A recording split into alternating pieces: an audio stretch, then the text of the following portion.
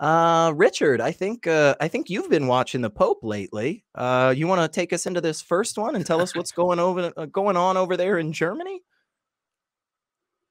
I have indeed been watching the Pope. I'm like, God, I sneak under his bed covers every night and just have a quick peek. This article is from Euronews and was published on July 22nd of this year. The article tells us that the Vatican on Thursday slammed the brakes on a German progressive movement that aims to give lay Catholics a say in doctrinal matters such as homosexuality and women priests, saying this risks causing a schism in the universal church. The movement, a regular gathering of equal number of bishops and ordinary German Catholics, has been outspoken in its demand for the Vatican to let priests marry, let women become priests, and for the church to bless same-sex relationships. Now, none of these suggestions to me are bad: priests marrying, women priests, and blessing same-sex relationships. However, this is the Catholic Church we are talking about. And to be honest, this is something I'm torn on too. But I'm going to come back to that in the next article. In the meantime, I'm going to throw it open to you two to see what you've got to say. As someone who is nice and European, I've watched Euronews on television, I've read Euronews articles, and the article itself reads very much like you would expect a French news article to read. It's nicely balanced, it gives you what you would expect, it sets out, well, Germans are being Germans, well, the Pope is being, the Pope, and there you go. That's the way the article runs. But the flavor that I got from this whole thing was just how wealthy German churches are, or German Catholic churches are, because they have the church tax, which rakes in billions for the church. And one of the dioceses in Germany is wealthier than the Vatican itself. So I don't actually see this as, some grand fight about minutiae of issues, no matter how important those issues are. It's a straight up power struggle between two very wealthy people going, hey, I want control of this. No. I want control of this. And they're going, and that's where we are with this at the moment. But the article from Euronews is about as balanced as, you're ever going to expect in something from France or the Low Countries. I think that's a really good point that you just made there, Phoebe. I truly this read to me more so about the money than it was about a bunch of Catholic bishops and parishioners just suddenly realizing that maybe homosexuals aren't disgusting sinners, right? It doesn't seem to me as if they woke up and suddenly changed, massively on that. It's always weird how billions of dollars can make a whole organization change things for them. It kind of feels reminiscent. Maybe I've got my history wrong. Has the Catholic Church been through something like this before, where a group of them in one section of the world was we don't really like this anymore, we kind of want to do our own thing? It seems familiar, but maybe it's that's maybe my memory. It's just flavors of religions around the world. Maybe right. I've always wondered why God just doesn't come down and just fix this for everybody. Wouldn't that make it so much easier? Give everybody lots of money. Just give everybody lots of money. I will take that one. But Richard, what else was going on? There were a couple of other articles. You said you were a little conflicted about something. What's conflicting you, man? Yeah, that was. I was going to come back to that in a later article, because we actually touch on that in a later article. I want to return just a moment to what Phoebe brought up and what you've just touched upon as well.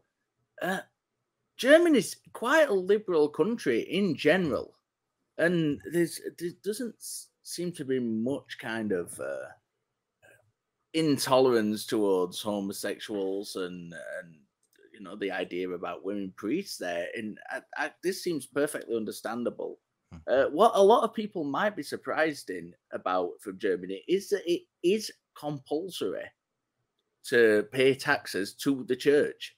And for a country that's as liberal as it is, for it to be compulsory to pay taxes to the Catholic Church to the point where you've actually got to go through a process of opting out if you don't want to and making yourself stand out, I think that is very much standout from this article for me. And I think a lot of people may be surprised at that. The article does touch on the doctrinal issues, so I want to touch on that a little bit. And conservative Catholics claim to be worried that this might lead to a splinter in the church. And let's face it, doctrinal disagreement, as you said, secular, isn't a new thing. You know, it's been happening since before we even had a Bible. Just let that sink in for 1 minute when people are talking about people not being true Christians. This has been going on since the very, very early Jewish sects that first made up Christianity, when they were arguing with each other. It shaped the Bible we have. I think we're lucky in this day and age that those considered as having unorthodox opinions aren't executed. Not by the Catholic Church, anyway. Not yet. Yeah. That's definitely progress. Well, coming from England, knowing all about the history of, you know, Bloody Mary, as she was known, and the reprisals under Henry VIII and the Reformation and stuff, it was pretty brutal if you didn't have the correct religion. So if you were a Catholic under Henry VIII, you were stripped of a lot of your money, a lot of your status. And if you weren't a Catholic under Mary I, you had a good chance of having your head blown off by being burnt at the stake. So we've moved in quite a progressive way, I'd say, to this day and age. It wasn't just the Catholics either in the Reformation. They I'd touched upon this a couple of weeks ago on the Non-Prophets. And the Anabaptists, who were a group of Protestants, were reviled by even other Protestants, and they were murdered in the thousands. So do either of you think, because this is one of the things that kind of was ringing throughout my head as I was reading these, was part of me says, hey, this may be a moment where this leads to such a break between the German Catholic churches and the Vatican itself, that this could potentially weaken the overall hold that the Catholic Church has on a lot of different areas around the world. Do y'all think this is something that's on the horizon here, or is this just going to be another super wealthy organization with some slightly better policies, but still at the end of the day, not really being for, you know, humans and stuff? It feels too much like, to me, it's like saying, well, JP Morgan is arguing with itself, whether JP or Morgan are going to be, you know, doing this, that, and the other. So JP wants to go in one way, Morgan wants to go another way, but they're not going to, you know, destroy their hold on the financial system that they've got. It's like Goldman and Sachs. Goldman and Sachs, they aren't going to, you know, they can have disagreements, but, you know, Goldman Sachs is still going to, you know, be there as the juggernaut. As much as I'd like to see a diminishment in the overall influence and power of the Catholic Church, and I would really like them to stop claiming that they have 1.5 billion followers, because that's one of those things that if you add up all of the numbers of people who are these religions claim, there are 4 times more claimed followers of all these religions than there are people on Earth. So I would like them to stop doing that as starters, but then I'm just a pedant.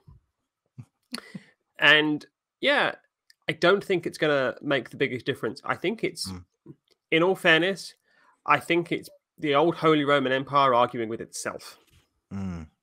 Richard, what do you think? Yeah, the statement that the church made was that they feared that the church would weaken and rot and die if this went ahead. And I don't think this will happen. I'm with Phoebe on this. I think it's been such splintering in the past that's allowed Christianity to last as long as it has. And we shouldn't forget that the Catholic Church isn't against change. I think the problem, what stands out for me, the nuance here, is that the problem is that it's someone other than the policymakers who've suggested to change.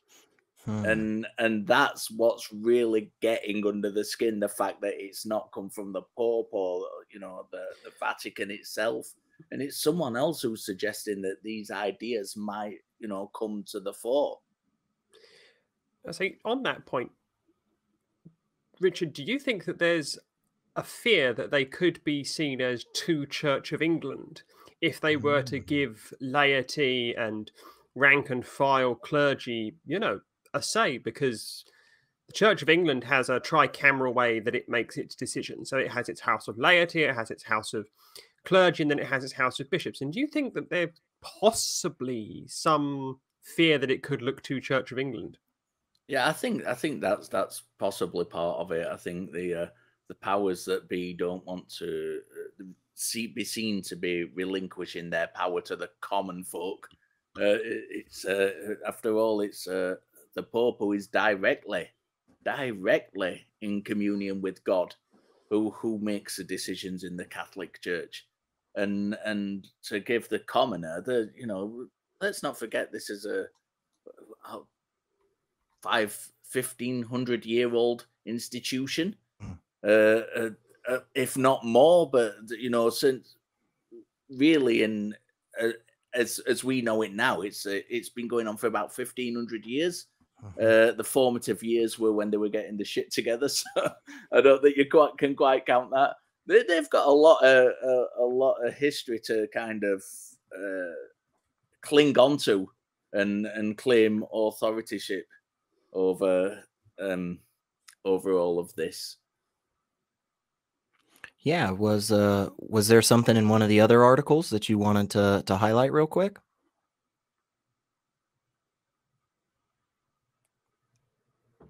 Who, me? Yeah, you had said there was another article that you wanted to talk about. That's okay. I think Phoebe had something on. No, that was the second. That was the second article. The second segment. I was going to come back to on the second segment and kind of link all this together. On this one though, I don't think that. I think that if we give it 20 or 30 years, some of these changes will start creeping into the Catholic Church anyway. I think, as we've said already in this article, this is a power play, and it's a financial power play that's happening. And I don't think the church, as I've already said, is against change in and of itself. And I think now that these things have been suggested, if the church can position itself correctly, gain the upper hand, I think we'll probably see these reforms coming in anyway. I don't think the church has any choice but to change with the way that kind of we are progressing, thankfully, after 2,000 years of Christianity, to having Christians who actually have a conscience and take the models from somewhere other than the Bible. Yeah, I think, and I think both of you kind of touched on it. I think one of the reasons that this is kind of problematic for the Vatican is because it does seem to usurp some of their authority a little bit. And from where I sit, as somebody that's not a part of this religion or any of them, I have this innate problem with this, you know, rights donated out to us from on high, right? Like the idea that, oh, we can only make progress when the people at the top holding the leash give us just a little bit more leeway. And I do think that this smacks of that. There's just something, and you know, surprise, surprise, but there's something about the Vatican higher ups that really like that whole control thing. Again, maybe my history is a little messed up here, but I feel like this is something we've seen before. Phoebe, any other thoughts? Or it was very interesting to see the different flavors of the way that this was portrayed, particularly by the Catholic News Agency. The Catholic News Agency, they really did go very heavy and very hard as to this is the death, this is the end. Stop! We've been trying to stop you for a very long time. Stop now! Stop now! Stop now! Don't let this experiment get out of the lab, kind of thing. And it was very interesting just how they structured their article as well. because they structured their article with an attack on the German Catholics at the start, an attack on the German Catholics at the end, and buried the German Catholics bit right in the middle, so that you have to really look for it in the article to actually find out where exactly their point of view is. Because if you're just a casual reader that, you know, skims the first few lines, oh, there you go, and the last thing that you'll read if you read the whole article is another attack on them. So it was very interesting just how heavy and how gung-ho the Catholic News Agency article was in going, no, stop now, this is bad. And it was very interesting just to see the level of structural propaganda that was being pushed in that article. Yeah, and again, just another good point. I think, you know, this Pope that's currently the head right now, Pope Francis. Again, I always will not stop pointing out the fact that, I think I said that well, when Francis was first put into that position, there were a lot of people that thought this was a really, you know, progressive, reform focused individual. And I think this is just another example that is not what the Catholic Church, they are not focused on that. They're not interested in becoming more modern or honestly just less shitty. Because for goodness sake, y'all, for goodness sake, we can talk about all the other ones, but let the priests marry. I mean, come on. Like, this is just freaking ridiculous that something like that is causing such a rift that again, as Richard pointed out, they said that they thought this was going to lead to the withering and dying and rotting of the institution as a whole. I mean, that it absolutely ridiculous to me that we are in 2022 and we are still having to have some of these discussions. But again, that's what the focus of the Catholic Church is. If they're going to dole out rights, it's going to be on their damn time and nobody else is going to tell them otherwise. Richard, what do you think? Wrap us up and we'll take a look at what's going on in Florida. But what are your final thoughts on this? Yeah. Pope Francis, or Frankie Baby, as I like to refer to him as. Much better. Pope Frankie Baby 1. That's his Christian name. They old Frankie Baby. This is one of those things where you always hear it when you've got somebody new coming in and they're either too conservative or too progressive, and he was touted as one of the progressive ones. And at the end of the day, unless he's one man in a whole kind of machine of authority, and despite him being, you know, from a theological point of view, the one under God who should be making the decisions, that's not how this machine works. You don't have him sitting there just giving his opinion and then everything coming in. It goes through counselors and you know, the publicity machine, and that's been made very clear in these articles. Is this something that is a good thing? From the German kind of splinter group, yes, it's a good thing that they're talking about these things. Is it all about the freedoms of people? No, it's a power game. And that's the long and the short of it. And, you know, it's going to be one of these things that I think we're going to probably coming back to over the next few years on the non-profits and looking at again and seeing how this plays out. Yeah. And I think all of us, again, like we said, we would all agree that the kind of path forward that this these German churches are kind of pushing is definitely something we can get behind.